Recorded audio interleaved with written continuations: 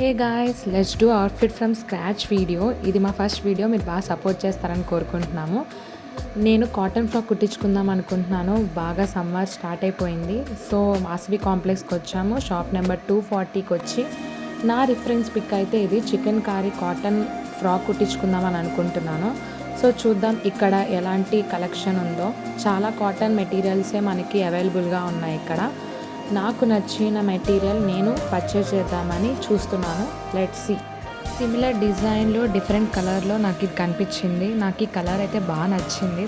So ఇది తీసేసుకున్నాము. 4 metres cloth తీసుకున్నాము.